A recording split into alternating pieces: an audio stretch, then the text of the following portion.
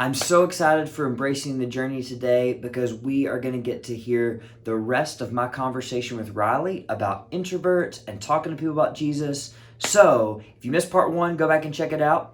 Here we go, part 2.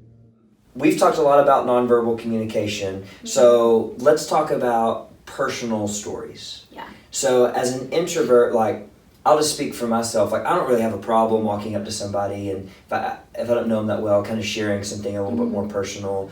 And there's boundaries that I have there, but it's just not hard for whatever reason. Yeah. But you have a different approach on that. So I can learn from this, and I think we all can. So what's your approach on kind of sharing those more personal things? Yeah. So again, I'm not favoring one approach over the other at all. I have a really big respect for people who can just be like, here's my life, this is what it is. I'm like, oh, they're so honest and open and they're sharing and wow, that's amazing. And I really appreciate it and I feel very trusted when people do that. So there's a lot of value in that. But my approach is very different. And that's good. Yeah, it doesn't mean that I love anybody any less. It's just how I process and share.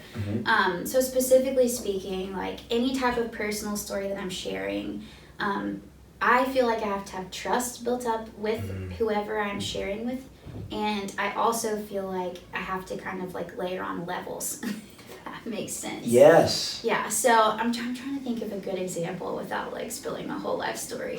That's the real tea. I'm not 12, I promise. That's awesome. No, so I'll just speak in generic terms. But basically, if I'd gotten to a position when I was building a relationship with someone where I felt comfortable enough to start sharing some of my personal experiences, what would occur is I would just kind of start throwing it out there a little bit, kind of here's what my parents are like, or here's where my siblings are, or here's something that I've experienced. Just kind of tossing it out there and just seeing where it falls, right? Just kind of ooh, okay, let's see if they caught it. And if they did and they want to ask questions about it, I'm cool with it because I'm prepared. Because I decided to share. I'm all right, cool. This is permission for you to ask as many questions as you want. And if it's not, if I don't want to talk about it, either won't talk about it or I'll just be like, I don't know if I'm ready to talk about that yet. Yes. That's another level, man. Can't do that, whatever. So I will just kind of start sprinkling in information about my life. And as we have more conversations and you continue to build that friendship, relationship, whatever it is, you get more in depth with those. So the details become more clear and the information becomes a bit more oh, that's why you do that, or that's why you act those kind of things. Because I think number one, if someone's not interested in hearing, it gives them an out. It gives them hey, you know what? I heard you say that and that's interesting, but I don't really want to know more, so just leave it there. Just leave it. And they don't have to ask questions. But it also gives someone the opportunity to express curiosity too. So they can come up and say hey, I heard you say this. I want to know more about that. What was that? Yeah, I think it's really interesting. And sometimes those questions take months or years or whatever, but it's I'm just kind of tossing it out to see what happens, if that makes sense at all. Yes, it makes perfect sense. Okay, good. I love it, and it's a different approach that I take, but I think, to me, and I may be totally off, I feel like it's almost easier for you to build deeper relationships with that approach, because it takes a long time, but it's okay. Deeper. Yeah. And whereas I'm just kind of throwing things out to everybody, and that's okay too. Yeah, I feel for you, you're going to have these deeper relationships with people because you're able to figure out, okay, do you want to talk about this? That trust is built, at a deeper level. So, I think you saying that, and then I know some of you guys may know Tessa, talk to Tessa, one of the things she commented is she feels like she's going to share Jesus from a base of a strong relationship, an authentic relationship. That's a really good way to say it. Yeah. And I'm I think we should all do that. Yeah. That may be your natural thing for Tessa or for you, but no matter how we're wired, man, let's love people, form relationships, and share Jesus out of that relationship. Yeah. I think introvert, extrovert, ambivert, whatever. If you're coming into a relationship with an agenda, someone's going to know. Yes. And they're going to be nah, because people are smart. They're smart. I mean, we may do some dumb stuff, but we're smart people. That's really good. Yeah. I love that. Yeah. All right, so final question, and my favorite question. Okay. Okay, so pose your own question and answer it. In other words, what should I be asking? Okay, so I'm trying to think of how to like frame this. I would say this is more of a question for everybody to like process through anytime you're like, oh, should I talk to this person about Jesus? Like, you know, are they introverted, are they extroverted, are they like thinking through all of these crazy things that my brain thinks through? Like, you know, like anytime you're not sure, like, do I share my story, do anything? I think this is the question, like I'm trying to give you some tools to use. Yes. That's where my question is coming from, so hopefully it is useful. If not, it's fine. Just don't use it. That's awesome. So the question that I would pose, and it's going to be like super subjective to whatever situation you're going to find yourself in. This is it. Is, do I have the personal equity in this relationship to comment on this?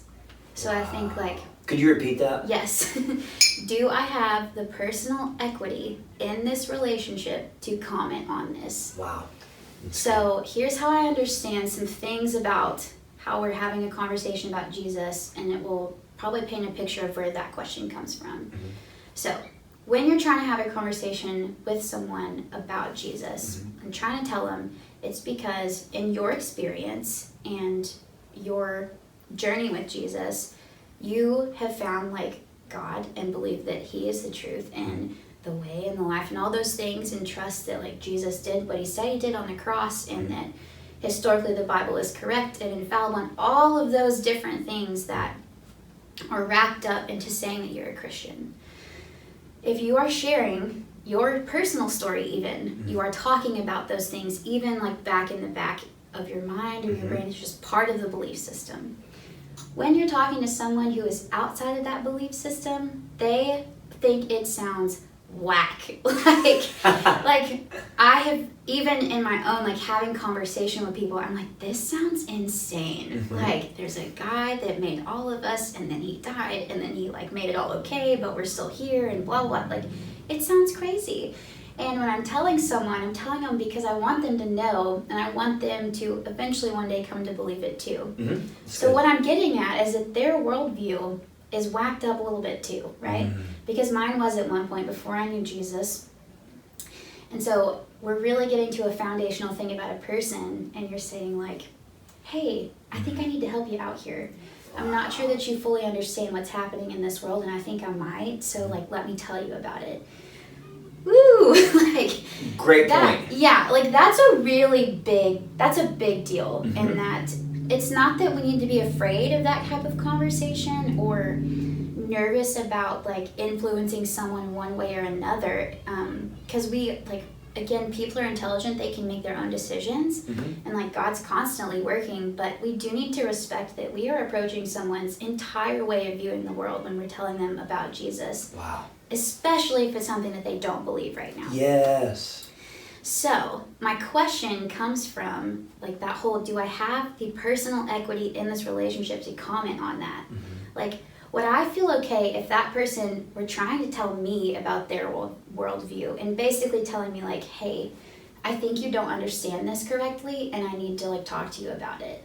Like, that's a big statement. And if you feel like your relationship can handle that kind of conversation, you're down to have the convo. Like, cool with that, whatever. But if you feel like your relationship cannot handle that type of conversation, I would be really careful. I keep asking that question because obviously relationships build trust over time, and you share more details about your story. This is my process. And one day you'll probably get to a point where you're like, oh yeah, I do have enough personal equity in this relationship to have this conversation and comment here. But I mean, that's going to take time. So I think that would be the question that I talk about. Does that, yes. I keep saying, does that make sense? But like, I'm tracking with you. Can I ask a clarifying question to maybe help?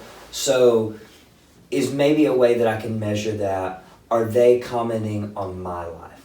Yeah. Is that, I don't know, because I was thinking like, okay, if we're having this dialogue, and if I notice you feel comfortable to speak into maybe a lifestyle choice I've made, maybe not all the way down to worldview, but maybe something I did with Liam, or a leadership decision I made, and you're like, hey, can we approach this from a different view? Yeah. Maybe that's like, okay, there's trust here. Yeah. There's personal equity. Yeah. So I can say that back. Yeah. Is that true? Yeah. I think that's a good way to word it for sure. Is like, is there like a mutual position where you can both share what you think? Mm-hmm. And I also think like stemming from that conversation is like, what happens when the conversation gets awkward or weird? Am I going to get frustrated? And like check your motive too when you're trying to have those conversations. But like if you're allowing someone to comment on your life and your process and whatever you're dealing with and talking about, then more than likely they'll probably be willing to like accept that from you. Now there's the one-off where people just don't say what they want, right? Like, and that's,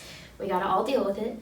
But in general, I would be like, yeah. How did you phrase it? Say it again. That's good. Like, if they're speaking into my life and my decisions, like, hey, this leadership decision, how I'm treating Oliver or Liam, like, then it shows that equity is there. Yes. And you said a word that I hope everybody heard it. You said, they're allowing, or no, I'm allowing them. Yes. So it's like, if you say that to me and I go, then how do I expect someone to receive it when I say it? Yeah. Like, we have to model what we want from others. Yeah. Crazy that Jesus said, love as he has loved us. Yeah. Let's love people like Jesus loved us. Yeah. You know, so if you speak into my life, I can't go all, you know. Yeah. Or what am I doing? I'm setting the tone for you to do the same thing. Yeah. You know, so, yeah, that's so helpful to think about it from that standpoint. Cool. That's awesome. Riley, I'm better from this conversation. Me too. Yeah, and I really appreciate it. I hope you guys are too. And again, seriously, like, if you have more questions, just write those in the comments, send a direct message to Public Church, and, you know, I'm sure Riley would be happy to. I'm volunteering you there. Is that okay? I would love it. I actually prefer written communication, so. Oh, that's awesome. Yeah. Thank you, Riley. Yeah. This made us better, and I really appreciate it. Awesome. Thank you. See you guys next time.